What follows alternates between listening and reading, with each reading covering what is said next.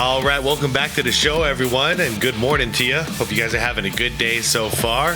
So, I heard from everyone, I mean, including Uncut, about this video, and I'm actually looking forward to it. So, in case you guys haven't been following, I've been, whenever he drops it, I've been reacting to his multi-part. I believe it's going to be a 12-part. The Truth of Michael Jordan's Career, I believe is what it's called. And we're into 5 parts of it. And from what I understand is he's kind of doing something similar with LeBron, but it's why LeBron James will never be the GOAT. This one is titled 2007. So I think that's when he's starting the comparison. I don't know if it's going to be a multi-part thing, but considering that he put 2007 in there, I bet it is. So anyways, this is, like I said, from everything I understand, this is the first one in this series, and I'm totally excited to check it out. You guys, I know you guys want me to anyways, and to tell you the truth, I've been sitting on this video for a couple of days, and I've been wanting to watch it, so now's finally the time. No more waiting. It's the one negative thing about doing reactions sometimes is like I want to watch something on my own, but I'm like, no, this has to be for the channel. So anyways, you guys, without further ado, this video is from Uncut Hoops, and I'm gonna link it down below in the description, just like I always do. So if you want to check out the original video, check out the content creator Uncut Hoops. Link is right there. Shout out to channel members. I appreciate you all. Guys, without further ado, let's get right into this and see what it's all about. At that moment, you know, my 7 years in Cleveland, I had some good years. Obviously, some great years. One was able to take the team to the NBA Finals. Another struggle offensively. James way off the mark. And I love that adjustment by Mike Brown, trapping him, being the aggressor against him. Here's that jump shot you wanted him to take. No, not that time. What the hell? Oh, yeah. Shaking up on the play, and has to come out of the game. Yep. Guys, I talk about it all the time. How do you beat LeBron James? You make him into a jump shooter. On the play. So you pack the lane. You pack the lanes. James for 3. But the way that he is being defended, they are daring. Yeah, look at all the bodies in the lane. Look at this. They're all ready to just trap. 1, 2, 3, 4. They're all ready to converge. And you got one at the rim. Like, he knows, because he tried it early on in the series, and he's like, I ain't getting to the basket. So what's left? Bricks. Him to shoot jump shots. Hey, I've seen this one. This is a classic. Out of media screen, definitely. Yeah. Nobody argued about it. Ben Simmons took a 3. All those right-handed push shots, but he is left. Shot the gap over the top, took one dribble into his pull-up at 12. Yeah, how does it happen? An air ball. They're the same picture. When it comes to every superstar in league history, they've all lost a series, had a bad game, and missed a game-winning shot. If you play basketball long enough, all those things are bound to happen. Hey, yo, can anyone find me a clip where Michael Jordan, Kobe Bryant, Larry Bird, Magic Johnson, or Kareem Abdul-Jabbar ever airball a free throw? I'd like to see it. Now, when it comes to the top-tier players, when they eventually do lose, how we gauge them isn't just by their loss, but how they played when they lost. For example, did you average 40 points per game, have an all-time series, and your team just wasn't good enough to win that series? On the other hand, did you underperform, underwhelm, shoot 35%, and also lose? LeBron James fires away. Wow. And that 5.7 turnovers tells a lot of the story, too. Like, the ball was in his hands constantly. This was a series where he needed to play off-ball. Play off-ball, but you also have to be able to make jumpers. Let's feet, James for 3. So there was no shot. No shot he was going to win this. That pass deflected off the rim. Smells like a used diaper filled with Indian food. Oh. For a lot of the LeBron James sycophants, they'll admit 2011 vs. Dallas was an awful series. That loss was on LeBron James. Yeah. But looking at prior to that series, they don't mention 07, 08, 09, or especially 2010. And one of the big reasons they don't is someone like Michael Jordan in his career never had as damning a stretch as LeBron James. I always look at the numbers here, and it's so mind-blowing. The 37-year-old Shaquille O'Neal versus a prime LeBron James. And look what's going on under pressure. Look at the difference. This is an old Shaq. Like, I believe he played one more year after this, and he didn't even play the whole year. He signed with the Celtics. Guy was ring chasing at that point. 2007 to 2011. So starting off in 2007, some big time misses to debunk off the jump. This Cavaliers team in 2007, they weren't some underdog Rocky Balboa, a Cinderella team. This Cavs team, by all accounts, was a very good team that if things broke right, they could make the NBA Finals. And looking back at the old ESPN archives, out of the 10 expert panelists, 4 out of the 10 picked Cleveland had the best record in the East. Look at someone like Greg Anthony. Yep. Breakout year for the Cavs, the best chance to challenge Miami. Chris Broussard. I mean, if you read something like this, they've gotten better and better. This is Greg Anthony, former NBA player. They've gotten better and better every year since LeBron came in, based on their experience last year, plus the growth of young players. I think this is going to be a breakout season for the Cavs. They're the team with the best chance to challenge Miami. See, like, that's the thing. They were on that trajectory. They were growing. Like, think about like the Bulls in the 80s. One piece at a time, little bit, more experience, more time together as a team. They were growing. But then when they got all the way to the top, you know, but they fell off the mountain and LeBron ran away. Like, you were right there, man. You were building a team the right way. Breakout year for the Cavs, the best chance to challenge Miami. Chris Broussard. The Cavs will approach 60 wins. They won 50 games without their second best player, Larry Hughes. Which, why does nobody talk about Larry Hughes anymore, by the way? With Hughes healthy, the Sporting Cavs more confident in the best player in the game, LeBron. The Cavs should approach 60 wins. Okay, so he's still claiming that they're going to lose to the Heat. Interesting. Then Tim Legler, Cleveland could make the NBA Finals. Yeah. LeBron's heroics last season were a mere prelude to what he'll do with an improved cast. See, Larry Hughes is healthy and will return to the All-Star form he showed in Washington. This group could get to the finals. Guys, he had the help. He had the team. He just didn't get the job done. Again, the Cavs at worst were a top 3 team in the East, and depending on who asked, they're the best or second best. Now, with that being said, this Cavaliers team was not a great NBA team. Why they ranked that high is they played in the East. The East at this point was a complete and utter joke. Yep, the Leaster. As looking at the Cavs route to the NBA Finals, it's as follows. First round, the Washington Wizards, no Gilbert Arenas, Caron Butler, they won 41 games, even with those guys. The second round, the exact same story, a 500 Nets team that was going absolutely nowhere. Yep. And then conference finals, the Detroit Pistons no longer had Ben Wallace, or Hall of Fame coach Larry Brown. Yeah, so they were all, so in other words, yeah, the Cleveland was favored every one of those series, including the Pistons. You suck! Now, looking at the NBA Finals, Spurs vs. Cavaliers, let's be real.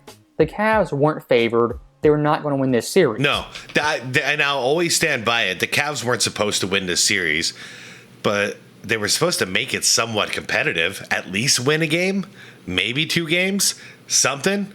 But here's the added detail nobody talks about. Coming to this series, a sweep was completely off the table and a foreign thought.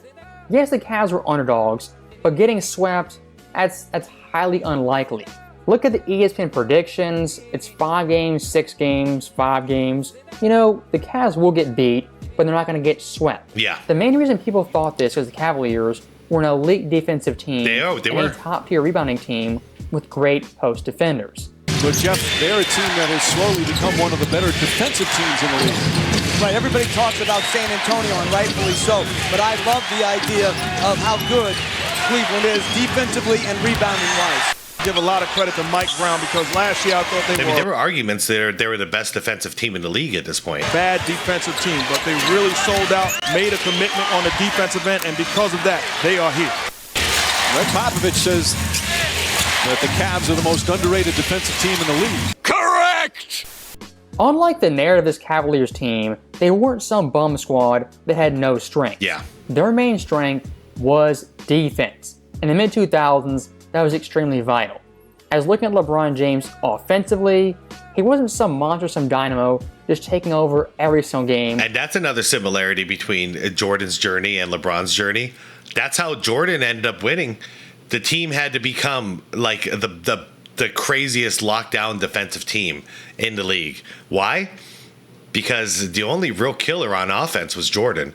Everyone else was, you'd be happy if you're getting 10 points, 15 points, something like that, from any of the other starters. So the offensive load was high. The only way to really beat teams in that kind of a situation when you only got one real score is to shut the opposing team down. So they had the same formula going in Cleveland. The difference is who's the scorer. LeBron versus Jordan. It wasn't the same deal, so, but the rest of the team definitely did their job. Like fans make you think. LeBron in this run of the finals had good overall stats, but it wasn't dominant LeBron James going off, carrying every single game. The one game he did carry them, though, was Game 5 in Detroit. Yep. Just got to give it up to him. That game was fantastic. An all-time great carry job. Absolutely. Yeah, I'm glad you said that because, I know the hatred runs deep with a lot of people with LeBron, and whenever I compliment this game, they start hating on it. Hey, man, the guy had a good game. That was a great performance. I watched it live, and I can remember my thoughts at that time. My thoughts at that time was, I might be witnessing the next Michael Jordan. This might be the breakout game because I haven't seen a performance like this in a long time. Then we all know how history went. So obviously, I'm disappointed. That was not the breakout game. It was just one really good game. But I'll still give it credit, man. 29 points in the fourth in OT? Yeah. At the entire run, that is the exception to the overall rule. As looking at LeBron versus Eastern Conference, 9 total games at 25 points or fewer. The Cavs, those games, had a 5-4 record. And look at those 4 losses. When he scored 20 versus the Nets, they only lost by 9 points. 19 versus the Pistons, they lost by 3. 18 versus the Nets, again lost by 9. And 10 versus Detroit, and only lost by 3. The biggest myth of this Cavaliers team this run of the finals is that LeBron James every single game was carrying them on both ends. Again, Game 5 was fantastic, an all-time great game. But that game was a Game 5. Yeah. To make the NBA Finals, you also had Game 6. That game, LeBron James shot 3 for 11. Jesus. And what happened? They won by 16 points. Detroit. Dude, he shot 27% and his team won. That's a carry job from his team. Well done. I mean, to be fair, they returned a favor from the previous game, but just shows they can at any point. Hey. Sorry if you hear my dog barking. It's trash day, huh? Yeah, I know. Those sounds piss you off. You're okay. Out of the building. You saw after his great 48-point game in Game 5. Of course, Game 6 he didn't have to score because his teammates did the job. He didn't have to score because his teammates did the job. Say it again to my face. He didn't have to score because his teammates did the job. I want a sexy body, but I also want tacos. If you look at this Cavs defensive ranks, they were an elite defensive team, even compared to the best teams in the postseason. Opponents' field percentage, they ranked first. Opponents' 3 percentage, they ranked 4th. Opponents' points per game, also first. Defensive rebounds, yeah, look second, at those rebounds. And defensive rating, again, second. So with that context in place, look at Game 1 of the NBA Finals in San Antonio. In LeBron's NBA Finals debut, it was a pretty abysmal start. This guy on the field to start the game was 0 for 8, had more turnovers than made field goals. It was a comedy of errors. That's wild because LeBron normally teeters off towards the fourth quarter and he normally has a good first through third. And here's the funny thing. Despite LeBron being a net negative, being atrocious, the Cavs came in the third quarter only down by 5 points, which once again proves this team's calling card. See, oh man, okay, yeah, sorry, I'll try not to look at the footage too much, but this just blows my mind. Watch how open he is. By 5 points, which once again right here. Look at all this room he has. Jump shot. And I know he's about to make a layup, but this just proves the theory that Popovich had. Look, they're all waiting for him to come to the basket, but they're giving him a wide open shot. Anywhere around here, he can pop anywhere he wants, but he's choosing not to do it because his jump shot sucks. So his only alternative is to go right into the chaos. And this time it drops, but as Uncut is pointing out, if you look at the percentages, they didn't drop often. Look at that. Calling card. He decides to go into a double team when he's wide open. I've never seen another scorer intentionally go into a double team when they have a wide open mid-range jump shot right at the top of the key. Is their defense, not LeBron's offense. And speaking of LeBron's offense, heading to the fourth quarter, it's disgusting. Hold up. And speaking of LeBron's offense, heading to the fourth quarter. Yeah, 1 for 9. Oh my God. that was the first field goal he made, was that. So he probably took 8 jumpers prior to that, realized they weren't falling, and he's like, God damn, I have to go into traffic every time I want to try to score. And he went for it, and he actually got his first bucket there. Quarter, it's disgusting. 5 turnovers, 2 for 12. 0 for 3 from the 3. Yeah, this is why you sag off of this guy. Points, 2 of 12 shooting, 5 turnovers with a negative game score. James, yeah, he's hurting the team. Look at the final result. Not the first time, not the last time. He's still doing it. James, shot clock at 2. Offensive foul. Wait, it's weird. Whenever I talk to like my family about, the fact he's getting 53 mil in LA, and he's actually like his box plus minus for the most part is always negative. So I'm just like, because they keep saying, yeah, but his numbers are good. I'm like, his numbers are good, but he's actually hurting the team. So they're paying a bunch of whatever. They're paying like $53 million for a guy who's actually hurting the team. If you really pay attention, like forget the basic stats. Anybody could stat pad. And defensively is the reason why they're only down 4 in this first half. They've gotten it done defensively and given themselves a chance. Got to come in and pinch and get the free throw line rebound. Yep. LeBron there it is. Yeah, so he keeps forcing it still in. Looking because when he pops a jumper like that, see, he's scared now. It was wide open. No, man, don't pass the ball. You were wide open. Pass it back. I'd pass it back. James for 3. Hey, LeBron. Ben Simmons is here. We're all good. When it was all said and done, the Cavs in Game 1 only lost by 9 points, despite LeBron James doing nothing offensively. God, look at these Game 1. Can you imagine if the paint was still stacked like that right now? His numbers would probably be like, 12, 13 points a game. But he's just got that wide open lane now. That's 14 points, 6 turnovers, 25% shooting, and a game score of 5.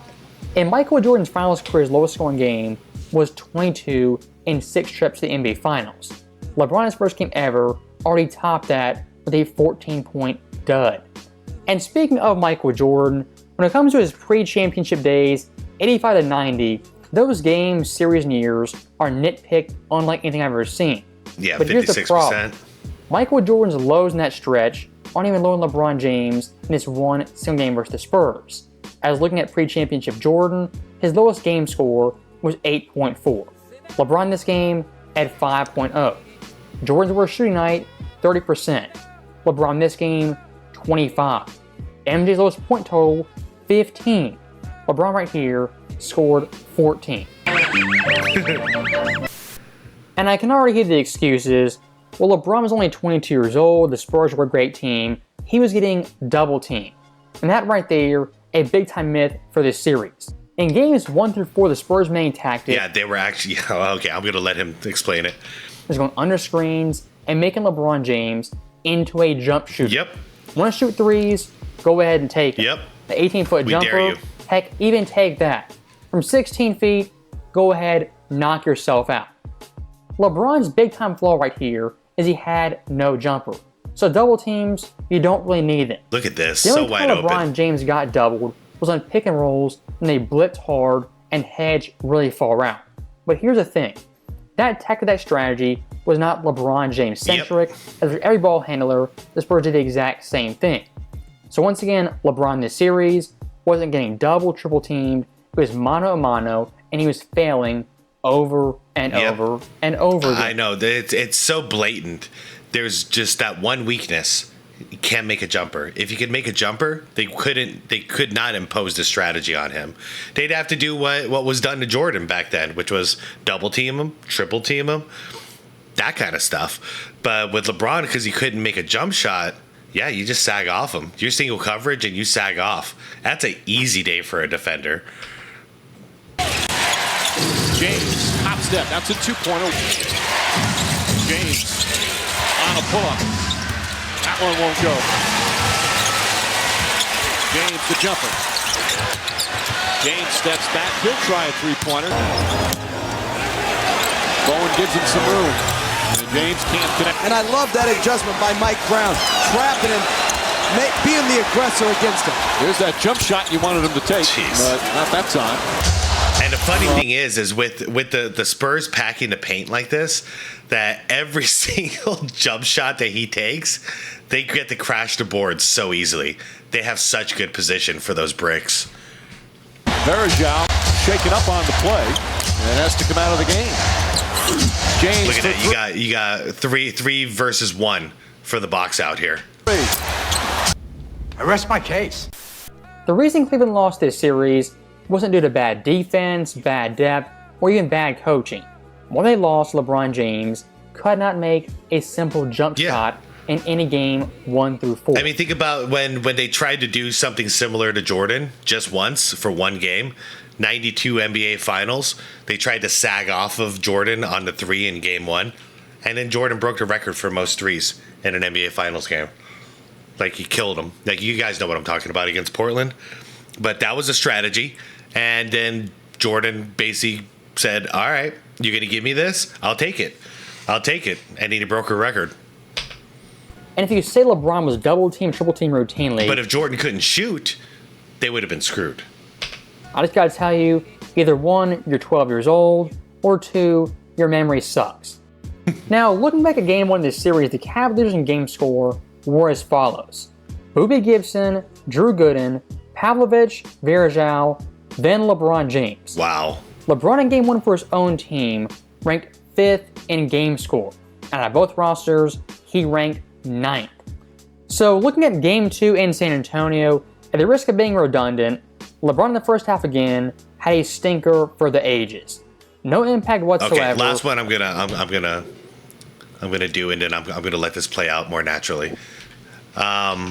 So looking at Game 2 in San Antonio, at the risk of being redundant, bang, jump shot, right here.